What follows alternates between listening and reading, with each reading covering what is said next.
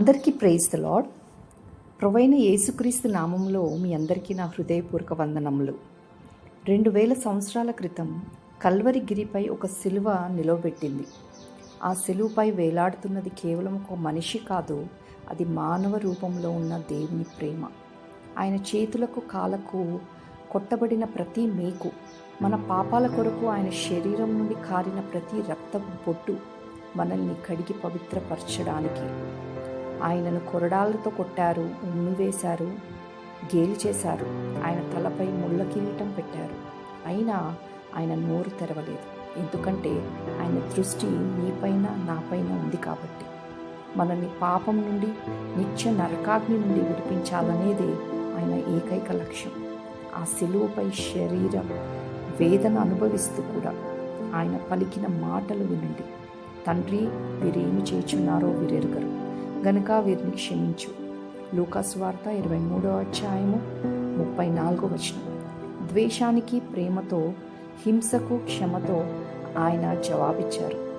ఇదే అసలైన ప్రేమ, షరతులు లేని ప్రేమ, అర్హత చూడని ప్రేమ, మనల్ని పూర్తిగా మార్చివేయగల సిలువ ప్రేమ. ఈ ప్రేమ కేవలం చరిత్రలో ఆగిపోలేదు, కానీ అది ఈనాటికి సజీవంగా ఉంది. గ్రహం స్టెయిన్స్ అనే దైవజనుడు ఇదే సిలువ ప్రేమతో నింపబడి భారతదేశంలోని కుష్ఠరోగులకు సేవ చేశారు. కానీ లోకం ఆయనకు ఏమిచ్చింది? ఆయన ఇద్దరు కుమారులను అగ్నిలో సజీవంగా దహనం చేసింది. ఆ సమయంలో ఆయన భార్య గ్లాడిస్ స్టెయిన్స్ గారు కలిగిన వేదన ఊహకందదు.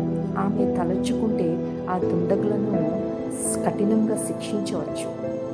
కానీ ఆమెలో నివసిస్తున్న క్రీస్తు ప్రేమ, సిలువపై వీరిని క్షమించు అని పలికిన యేసయ్య ఆత్మ ఆమెను నడిపించింది. అందుకే ఆమె, నా భర్తను చంపిన వారిని నేను పూర్తిగా క్షమించాను, వారు యేసు ప్రేమను తెలుసుకోవాలని నా ఆశ అని చెప్పగలిగారు. ఇది మానవ జ్ఞానానికి అందని సాక్ష్యం. సిలువ ప్రేమ ఆమె హృదయంలో ప్రవహించకపోతే అది అసాధ్యం. ప్రియ స్నేహితులారా, ఈరోజు నీ జీవితం ఎలా ఉంది? నేను గాయపరిచిన వారిని క్షమించలేక ద్వేషం అనే అగ్నిలో కాలిపోతున్నావా? ఒంటరితనం, నిరాశ నిన్ను చుట్టుముడుతున్నాయా? ఒక్కసారి ఆ సిలువ వైపు చూడు. నీ కోసం గాయపడిన ఆ ప్రేమను చూడు. నేను క్షమించాను, నిన్నే ప్రేమిస్తున్నాను అని పిలుస్తున్న యేసయ్య స్వరం విను. ఆయన ప్రేమ నీ గాయాలను కడుతుంది. ఆయన క్షమాపణ నీకు సమాధానం ఇస్తుంది. గ్లాడిస్ స్టెయిన్ గారు పొందుకున్న ఆ సిలువ ప్రేమ శక్తిని మనం కూడా పొందుకుందాం.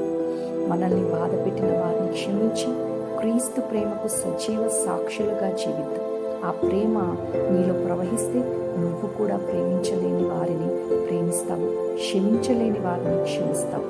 దేవుడు మిమ్మల్ని, మీ కుటుంబాన్ని దీవించి ఆశీర్వదించును గాక. ఆమేన్.